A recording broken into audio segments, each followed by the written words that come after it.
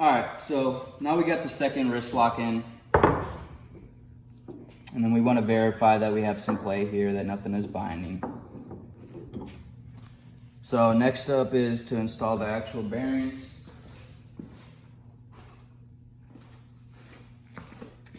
So I started out with a Clevite regular tri-metal connecting rod bearing. However, I found that when I used these bearings, I had an excessive amount of connecting rod clearance. So I actually opted to use a Cali series coated bearing, which is an extremely expensive bearing. It's completely overkill for a naturally aspirated or I guess what would be considered a low horsepower build, but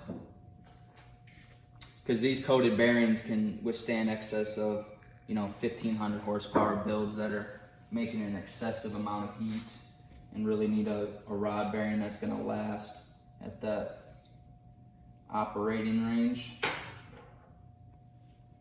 But I opted for the coating because I needed additional clearance to be taken up so that way I can have the proper rod clearance. And something you want to aim for is about 2.2 to about 2 thou, somewhere in there, for rod clearance.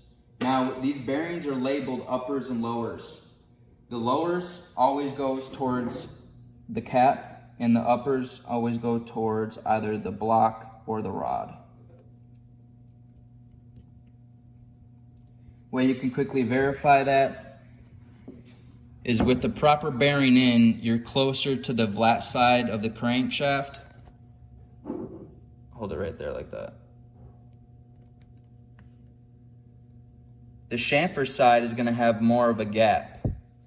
If you were to reverse these and put the lower in the upper spot, this connecting rod would be closer to the chamfer side than it would be the flat side, and that would be an incorrect orientation.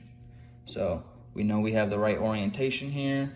So what I'm going to do is take a little bit of assembly grease.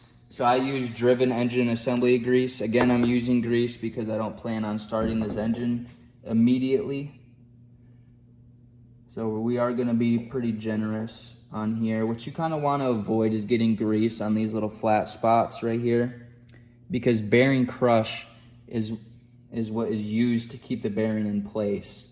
And I'm not saying if you get an accidental amount of lube on here that you're going to spin a rod bearing or anything like that, but you just kind of want to avoid getting engine assembly grease on this flat part right here of the bearing, because that's where it needs to meet the other bearing. So we'll get this little cap right here, do some more of this stuff, clean this one up.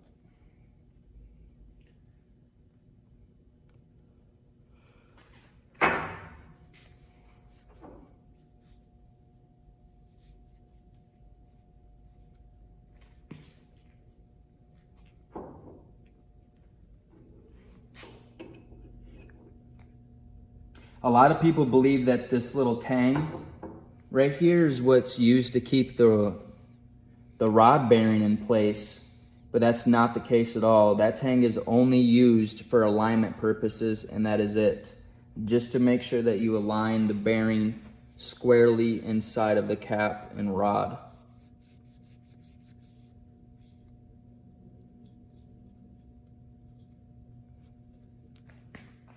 And then we'll apply a little bit of engine assembly grease to this too.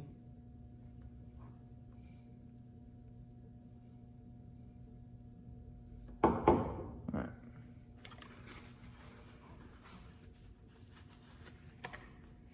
So what I like to do for piston ring orientation is I always follow Total Seal. Total Seal has a very good brochure along with pictures that orientation of where the rings are supposed to go. So they have a picture of engine front. So what I do is I just stand my piston all the way up. And there's something dirty over here, so I'm gonna wipe this table real quick.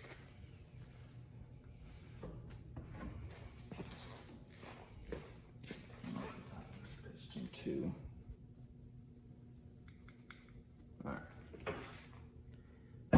So I always face my piston front is going this way. So what we're going to do here is we're going to follow this manufacturer's ring orientation.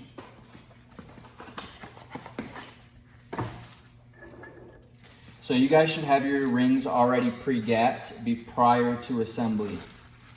If your rings are not gapped, then you will need to check the gap for your top and second rings, and then verify that your oil control pack just has a minimum of 15 thousandths for a gap. Anything over that is completely fine. All right, so we are going to be using AL8 from Total Seal. This is their assembly lube used for rings and skirts and wrist pins and stuff like that. So what we're gonna wanna do,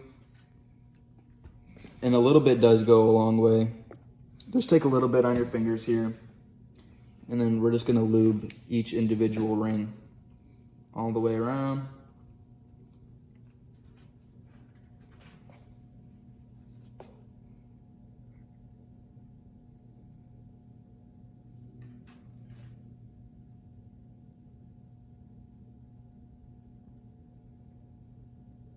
So that little bit was enough for the entire oil control pack right there.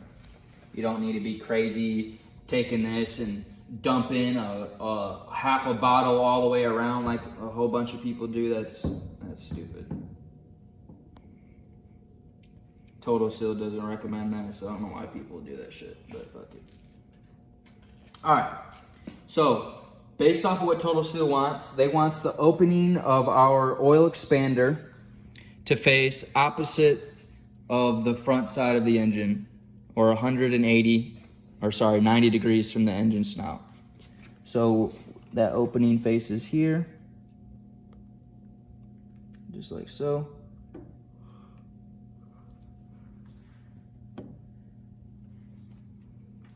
These ones can be done by hand. This isn't a problem at all. And then I'm gonna switch sides with my cameraman here so you can come over here on this side and show you guys. So next they want the bottom oil ring gap to face roughly this angle right here for the opening. So I'm gonna take this, and if you're not careful with your orientations now, it's gonna be a little bit of a pain in the butt to try to move these once you get them installed.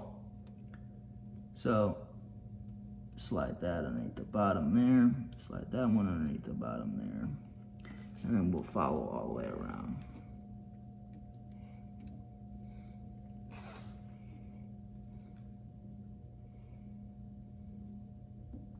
All right, boom, right there.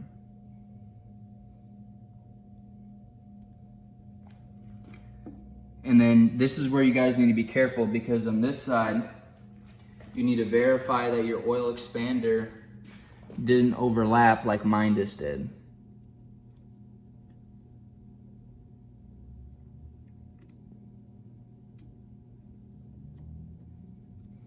So a small pick and just some patience will take care of this.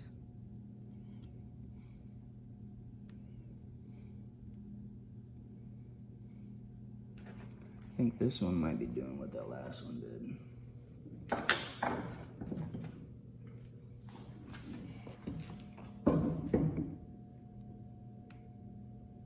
we go.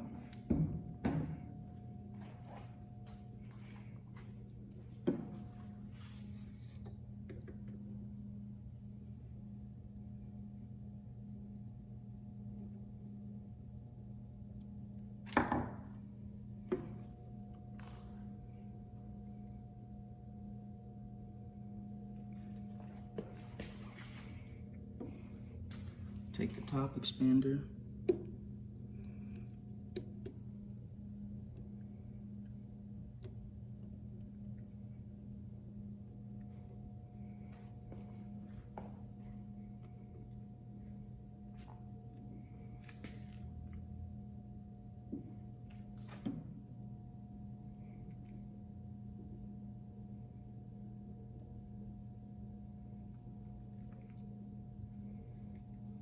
Boom, literally just like that.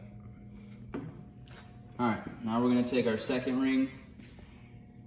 Now, regardless if you're using Moly or Total Seal, most secondary rings have a marking on them. Some type of marking, whether it's a dot, Molly uses an M, something. That dot or marking will always face up. If you don't have a marking whatsoever, there is still a way that you can identify the secondary ring. The secondary ring, and I don't know if you can see this on camera or not, but let me get this little pick right here. But right here is a little notch or a little groove that you guys can see. That groove needs to face down because that is what scrapes the oil as the piston travels down. So we want that to face down. So if you didn't have any marking, that's how you would know what orientation it needs to go. So we're gonna take a little bit of this AL8 again, rub it on our fingers, rub it on the ring.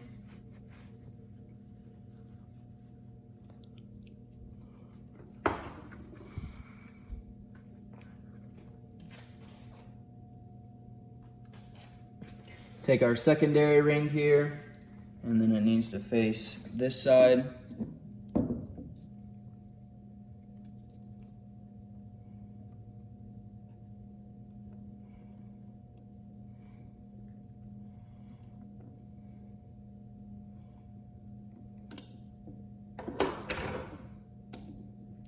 Now with the secondary rings and stuff, you want to be careful on how much you guys let them like ride over your ring lance, because these rings are really strong and they will mar that shit up. And that shit can scrape up your cylinder too if it boogers it up too much. So secondary ring is 180 degrees, or sorry, 90 degrees from the snout this way. And then your top ring is going to be 180 degrees from your second ring. Now, just because Total Seal says put your second ring here and your top ring here, if you were to flip-flop those two, nothing would happen to your engine. You would be perfectly fine. So orientation is really just engine builder, preference, just as long as that there's different angles that you're putting these rings in to make sure the gaps are not lining up.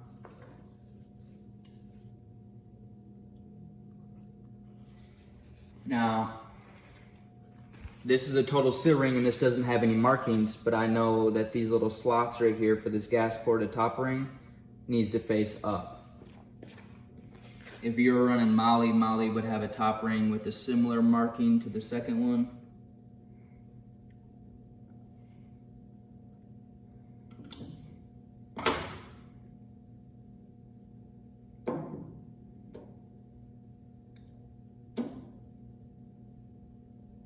And then you want to make sure that these rings slide in and out fine with no burrs or anything or nothing catching them.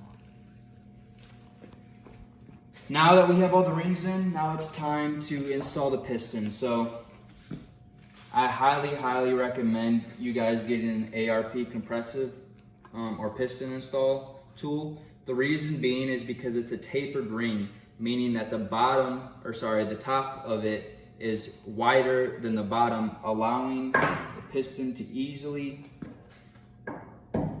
slide over all of the rings. And then we only want a little bit sticking out, just enough to actually fit inside of here. And then we're gonna come over here, orientate, and then we'll double check it just one more time before we put this in. We have our chamfered facing towards the crank, check, and we have our front arrow facing towards the front of the block, also check.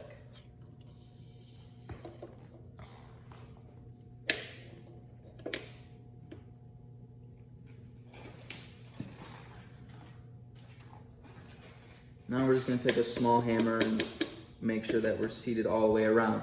Once we're seated flat all the way around, you want to verify that your crankshaft is at its farthest position away from the connecting rod.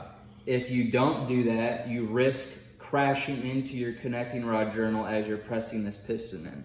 These are not firm at all. This should be able to be done by hand, and if you can't do it by hand, you have something bind it up, something really wrong. So boom, that bad boy just slips right in. And then what I do is, if you want to come over here so they can see, is I'm gonna take and I'm gonna rotate the crank now clockwise. Always rotate your crankshaft clockwise to where I can kind of sort of line it up nicely. Boom, just like that. And then once I get some resistance, I'm gonna finish the rotation, but now I'm applying pressure to the top of the piston to chase it down because it doesn't have a cap until I get to a point where I can install the cap, which is right about there.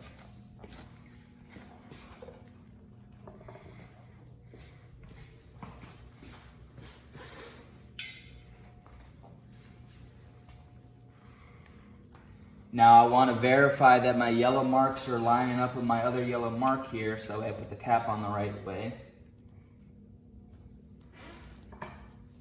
And we can take the dead blow and beat that on there just for a little bit.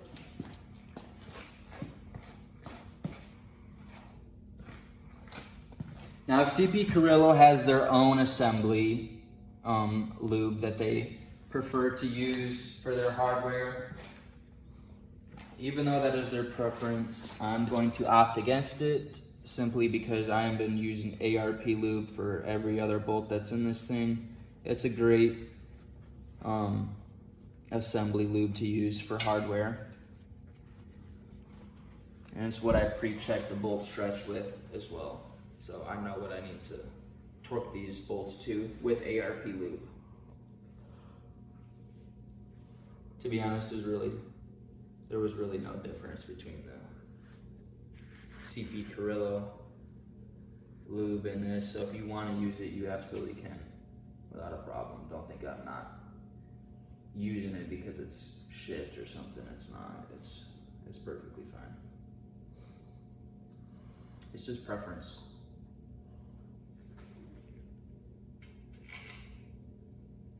Get that started. Now with these bolts, just like all ARP hardware, you want to make sure that you lube underneath the bolt head just as much as you guys are lubing the threads. That's important because that is a friction point that happens when you're torquing these down. All right, let's see.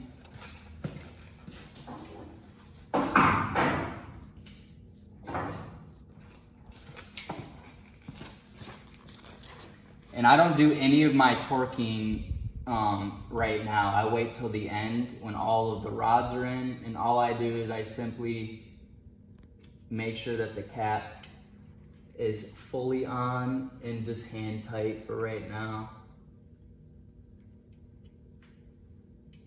We're only doing hand tight just that way we can rotate the crank without any problem.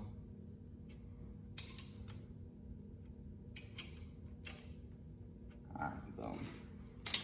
And then with every single piston install, you want to rotate the crankshaft always clockwise just to verify that there is nothing that is binding or going to hit.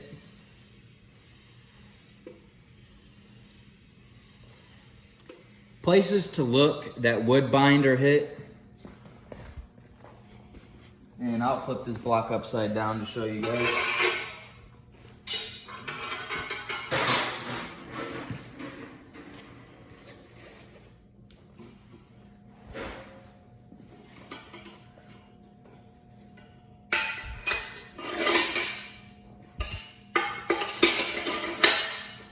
Let me see if I can get my extension to show you guys here. If I can find it, here it is.